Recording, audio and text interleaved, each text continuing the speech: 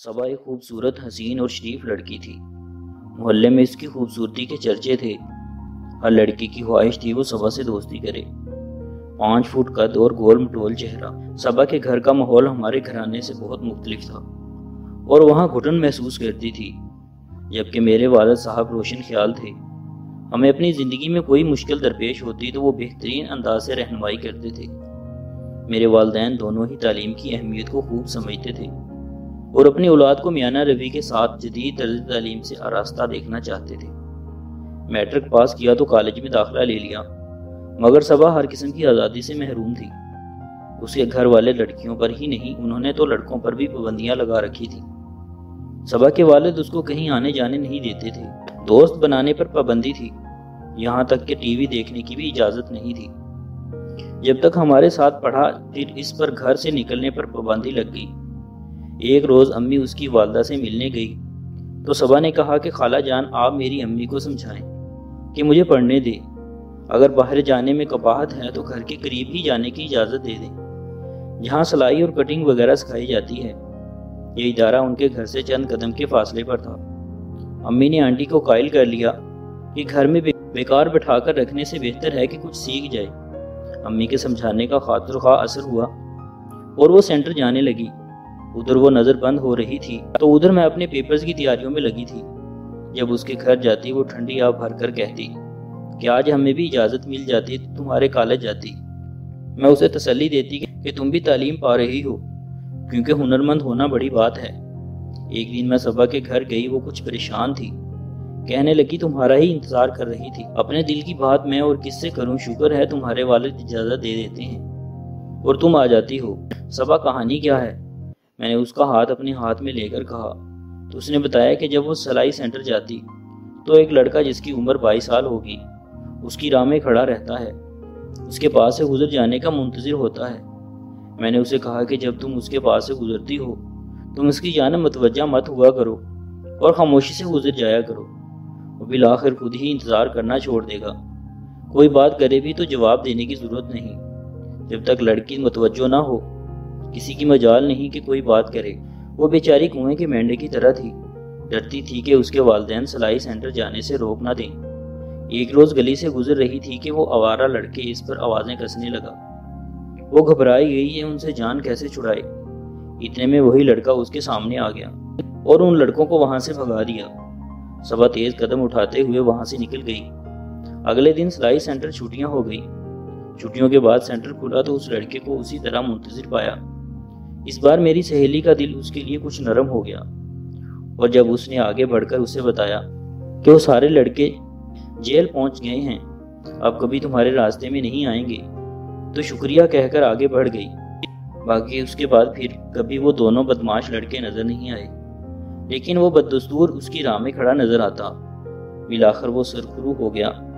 ہفتہ بھر نظر نہ آیا تو میری سہیلی کو تشویش ہوئی کہ اسے کیا ہوا ہے، جو 6 ماہ سے سردی گرمی دھوپ برسات میں ہمیشہ ایک جگہ بت کی مانند منتظر رہتا تھا، اب کہاں چلا گیا؟ کسی حادثے کا شکار نہ ہو گیا ہو؟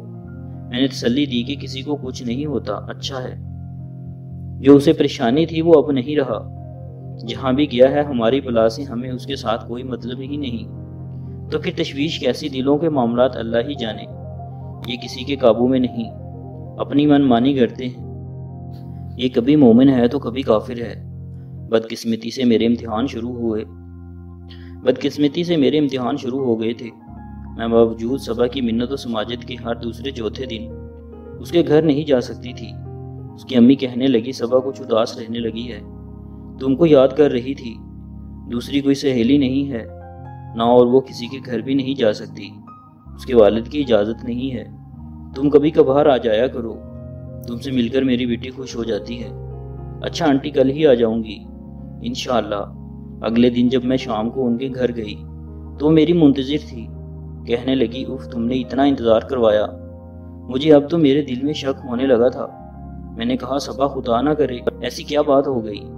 بولی ذرا ٹھہرو۔ اس نے کمرے کا دروازہ بند کیا اور الماری سے ایک ورق نکال کے میرے ہاتھ میں تھما دیا۔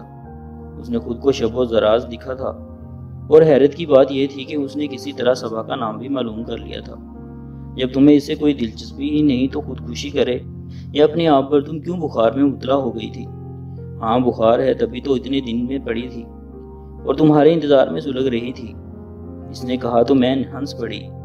تو کسی دن تمہارے ساتھ چلوں گی۔ صبا کو ہمت ہوئی اور اس نے تشکر بھری نظروں سے مجھے دیکھا، جیسے کسی مصیبت سے نجات مل گئی ہو۔ اب ہم باتیں کر رہے تھے کہ پڑوس کی لڑکی نے صبا سے کہا کہ آپ کا فون آیا ہے۔ میرے لیے فون حیرت زدہ۔ اس نے میری طرف دیکھا۔ والد آنے والے تھے، میں ان کے گھر اس وقت تو بالکل بھی نہیں جا سکتی تھی۔ فون دوبارہ آیا اور امی نے ابو کو دے دیا۔ تو میں پھنس جاؤں گی، ابو تو میرا حشر کر دیں گے۔ اس کو مصیبت میں دیکھ کر میں بغیر کچھ سوچے سمجھے اس لڑکی کے ساتھ اس کے گھر چلی گئی۔ میں سب کو جانتی تھی، وہ بھی ہماری دوست اور کلاس فیلو ہی تھی اور میرا گھر قریب ہی تھا، لہٰذا کبھی کبھار وہ اپنی امی کے ساتھ ہمارے یہاں آ جایا کرتی تھی۔ کس کا فون ہے؟ میں نے پوچھا۔ جس کے لیے وہ خود آئے۔ میں نے کہا کہ مجھے بھیجا ہے، اتفاق سے میں صبا کے پاس بیٹھی تھی اور تم جانتی ہو اس کے گھر کا ماحول نہیں آ سکتی تھی۔ کیا حسین کسی سہیلی کا فون آیا ہے؟ جی نہیں، یہ کوئی صاحب ہے۔ ذرا سوچو، اگر آج امی گھر پہ ہوتی اور فون اٹھا لیتی تو کیا ہوتا؟ وہ بازار گئی ہیں، جن کے والدین اتنی سخت ہیں، پھر بھی اس نے ہمارے نمبر دے دیا ہے۔ میں نے پوچھا کیا وہ یوں کسی کو نمبر نہیں دے سکتی ہے؟ مجھے کیا پتا یہ فون نہ کریں۔ ابھی بات مکمل نہیں ہوئی تھی کہ فون کی گھنٹی بجی۔ اس نے اٹھا کر ریسیور مجھے دیا۔ میں نے پوچھا میں ہوں۔ ادھر سے آواز سنائی گئی، تم کو کس نے دیا یہ نہیں بتا سکتا، بس سمجھ لو کہ صدر کے قریبی محلے دار لڑکی سے میری بھی کچھ رشتہ داری ہے۔ اس نے نمبر دیا ہے۔ کیا نام ہے اس کا؟ نام نہیں بتاؤں گا، بس صبا ہی سے بات کرا دیں۔ میں صبا بول رہی ہوں، آئندہ آپ فون مت کرنا۔ ٹھیک ہے، نہیں کروں گا، بس ایک بار خط کا جواب دے دو۔ تحریر نہیں کر سکتی، فون پر سن لو کہ آئندہ مجھ سے بات کرنے کی، خط لکھنے کی کوشش مت کرنا، ورنہ سلائی سینٹر جانا بند کروا دیں گے اور پھر گھر میں قید ہو کر بیٹھ جاؤ گی۔ مجھے ایک بار ملو، یہ کہہ کر میں نے فون بند کر دیا اور گھر چلی گئی۔ اور اگلے دن پتہ نہیں کیا ہوا، صبا کے گھر والوں کو پتہ چل گیا اور وہ بھاگ کر میرے گھر آ گئی۔ وہ بہت ڈری ہوئی تھی اور اس کے گھر والے اسے مارنے کے لیے ڈھونڈ رہے تھے۔ لاکھ پابندیوں کے باوجود بھی ایسی لڑکیاں ایسی حرکتیں کرنے سے باز نہیں آتی۔ ایسی ہی لڑکیوں نے دوسری لڑکیوں کے لیے تعلیم مشکل بنا دی ہے۔ ایسے واقعات سن کر لوگ اپنی بچیوں کو گھر سے باہر نہیں جانے دیتے۔ اگر لڑکی اپنے آپ کو ٹھیک رکھے تو کسی لڑکے کی مجال نہیں ہوتی وہ اس کی طرف نظر اٹھا کر بھی دیکھے۔ امید ہے ناظرین یہ ویڈیو آپ کو اچھی لگی ہوگی۔ مزید ایسی اچھی ویڈیو دیکھنے کے لیے چینل کو سبسکرائب کر لیں اور ساتھ لگے گھنٹی کے بٹن کو بھی دبا دیں تاکہ آنے والی ویڈیو سب سے پہلے آپ کو ملے۔ السلام علیکم ناظرین، یہ کہانی ہے کومل اور اس کے عیاش منجیتر کی۔ کہانی کو مکمل سنیے گا۔ کومل اور اس کے گھر والے آج بہت خوش باش دکھائی دیتے تھے کیونکہ کومل کی شادی کے لیے رشتہ جو آیا تھا، لڑکی کا نام قمر تھا اور اس کی شہریت امریکہ کی تھی اور کومل بھی بیاہ کے بعد امریکہ ہی جانے والی تھی۔ لڑکے کے والدین اور ایک چھوٹا بھائی پاکستان میں ہی رہتے تھے جو کہ کومل کی شادی کا پیغام لے کر کومل کے گھر آئے تھے۔ کومل کو قمر کی تصویر دکھائی گئی جس میں وہ کافی خوبصورت دکھائی دیتا تھا۔ کومل کو یہ معلوم نہ تھا کہ تصویر محض دھوکے کے سوا کچھ نہیں اور وہ ایک کنویں میں گرنے والی ہے۔ ادھر رشتہ پکا ہوا اور موبائل فون پر نکاح ہو گیا اور رخصتی کا وقت 1 سال بعد کا مقرر کیا گیا۔ کومل اب من ہی من میں کئی طرح کے خواب سجانے لگی۔ قمر کی واپسی کا انتظار کرنے لگی کہ کب قمر آئے اور اسے لے جائے۔ سیکنڈ، منٹ، گھنٹوں، گھنٹے، دن، ہفتوں، ہفتے، مہینوں میں بدلتے آخر کومل کی رخصتی کا وقت قریب آن پہنچا۔ قمر امریکہ سے واپس آ گیا۔ جب قمر امریکہ سے واپس آیا تو اس کے والدین خود اسے دیکھ کر حیران رہ گئے۔ مغربی ماحول نے اس کی حالت بد سے بدتر کر دی تھی۔ امریکہ میں موجود ایک دوست نے اس کی یہ حالت کا پوچھا تو پتہ چلا کہ قمر عیاشی اور سارا دن شراب کے نشے میں چور رہتا تھا، جس کی وجہ سے اس کی حالت بہت خراب ہو چکی تھی، یہاں تک کہ صورت بھی وہ مشکل پہچانی جاتی تھی۔ یعنی وہ کومل کے پاس موجود تصویر والا قمر نہیں تھا، بلکہ وہ سڑک پہ پڑے بھکاریوں سے بھی بدتر معلوم ہوتا تھا۔ جب کومل کے والدین نے قمر کو دیکھا تو بغیر رخصتی کے طلاق کا مطالبہ کر دیا اور طلاق بھی ہو گئی۔ ساری عمر جس کنوارے پن کی حفاظت کومل کے والدین کرتے رہے، اسے سوچے سمجھے اور جانچے بغیر قمر کے حوالے کرنے جا رہے تھے۔ کومل کے والدین پریشان ہو گئے کیونکہ شادی کا سبھی خاندان اور دوست احباب کو بول دیا تھا ایسے میں ایک پرانے دور کے سیانے نے کومل کے والدین کو مشورہ دیا کہ قمر سے نہ صحیح اس کے چھوٹے بھائی محسن سے اسی وقت شادی کر دیں، تاکہ بچی بھی خوش رہے اور عزت بھی بچ جائے، اور نکاح بھی پہلے کر لیں تاکہ شادی پر کسی قریبی احباب کو پتہ نہ چلے۔ والدین کو اپنی عزت کی زیادہ فکر تھی۔ قمر کے والدین سے قمر کی جگہ محسن کے رشتے کا مطالبہ ہوا۔ رشتہ پکا ہوا اور فوراً نکاح کر دیا، اور انہی تاریخوں پر رخصتی وقت کا مقرر کیا گیا۔ کومل کے والدین نے یہ فیصلہ جلد بازی اور بنا سوچے سمجھے کیا تھا۔ کومل اندر سے ٹوٹ تو چکی تھی، مگر اپنے والدین کے اس فیصلے سے ایک امید کی متلاشی تھی۔ خدا خدا کر کے آخر رخصتی کا دن آن پہنچا۔ محسن کومل کی بارات لیے گلی میں دوستوں کے بھنگڑوں کے ساتھ تشریف لا رہا تھا۔ قمر بھی بارات کے ہمراہ تھا، اور اندر ہی اندر غصے کا انبار لیے وہ قدم با قدم محسن کے ساتھ تشریف آور تھا۔ محسن بارات کے ساتھ کنوپی میں آ کر سامنے لگے سٹیج پر بیٹھ گیا اور دلہن کا انتظار کرنے لگا۔ کومل کے والدین بھی بہت خوش تھے کہ آج بیٹی اپنی گھر کی ہو جائے گی۔ قمر چھپا کر شراب کی بوتل ساتھ لایا تھا، اور ایک بوتل شراب اور بارات نکلنے سے پہلے بھی پی چکا تھا۔ اس نے ساتھ لائی ہوئی بوتل پینا شروع کر دی۔ کومل کے آنے سے پہلے پہلے قمر نے پوری بوتل پی لی اور نشے میں شدید دھت ہو گیا۔ جب کومل اسٹیج پر آئی تو وہ نہایت خوبصورت اور دلنشین لگ رہی تھی۔